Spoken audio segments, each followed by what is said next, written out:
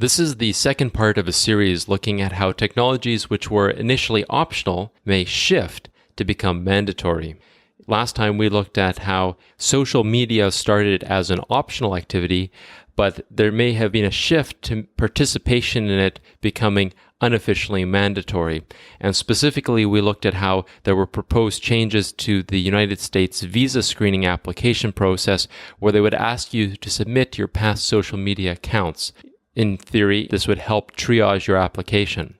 We also know that businesses, that universities look at social media presence when evaluating applications. And in some ways, not having a social media footprint perhaps may raise some red flags. I want to look now at how genomic sequencing, which is very much an optional activity in many ways, could shift to become unofficially a mandatory technology. Medicine currently uses genetic testing in a limited manner, looking for specific genetic tests that we know have evidence, such as BRCA testing in the risk of breast cancer.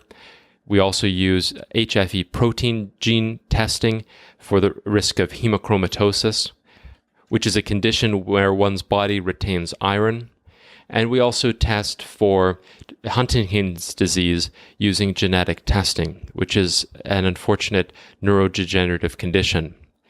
With all the genetic testing in medicine, guidelines and best practices suggest that we need to counsel patients quite closely about the risks and benefits of them doing such tests. Certain patients may wish to know what their potential future health risks are, and other patients may prefer to not know what the future entails. As the cost of genomic sequencing decreases, and it's actually falling faster than an exponential function, and my understanding is that by 2022, we should be able to sequence one's entire genome for less money than it costs to fill a toilet with water. And with the ability to do full genome sequencing, as well as process and interpretation of that data, the potential is that one's genetic code may be able to be a crystal ball to help predict one's short, mid, and long-term future of health.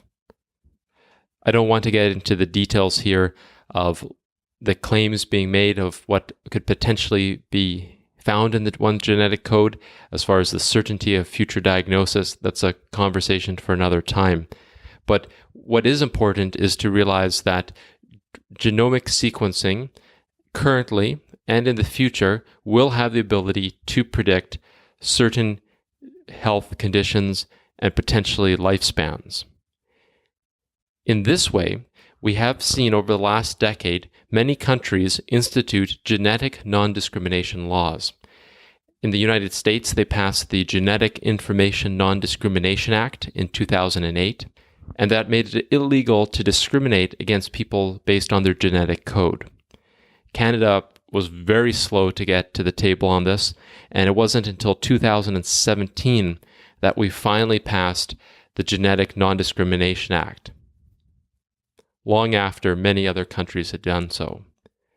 But we already see ways in which GINA, or the Genetic Non-Discrimination Act, is being bypassed. There's a bill currently in the United States called H.R. 1313, which is the Preserving Employee Wellness Programs Act. This was introduced in 2017, and it would allow companies to offer their employees health insurance rates depending if those employees participated in an employee wellness program. Sounds harmless, except that the particular employee wellness program would involve sequencing the employee and the employee's family's genome. And those which decline to participate in the employee wellness program could be subject to up to a 50% increase in their health insurance plan. I want to go through a bit of a thought experiment looking at other ways which genetic sequencing could shift from isolated cases to almost a mandatory part of the standard workup.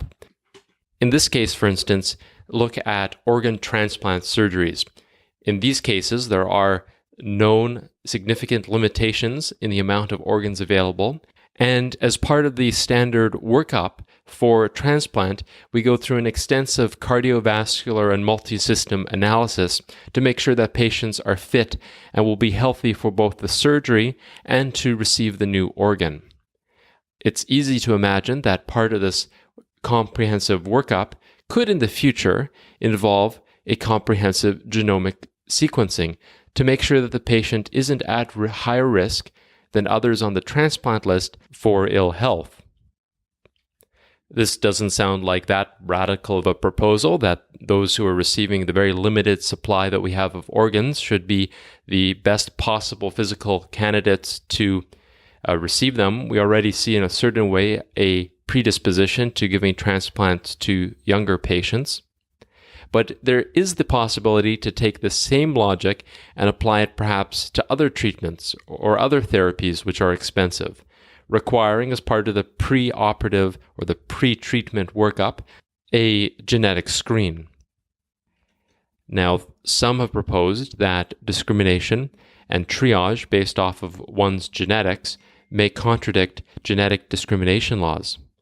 However, in an era of scarcity and shortage, in a time of economic constraint, and particularly in the context of single-payer systems, will we bypass charter rights in order to pursue change and innovation?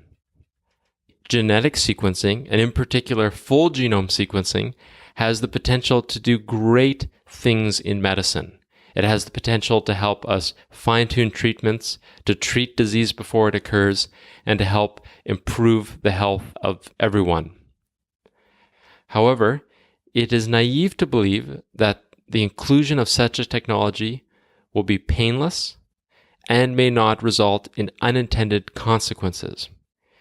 How do we ensure that genome sequencing does not become unintentional genetic discrimination en masse?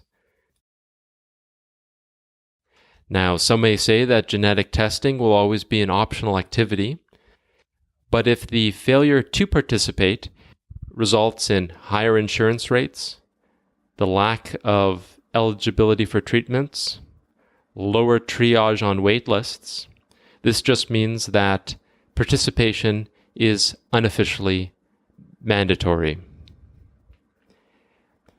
We must anticipate the unintended consequences of the technologies we build in order to mitigate against the potential negative outcomes that their inventors never anticipated.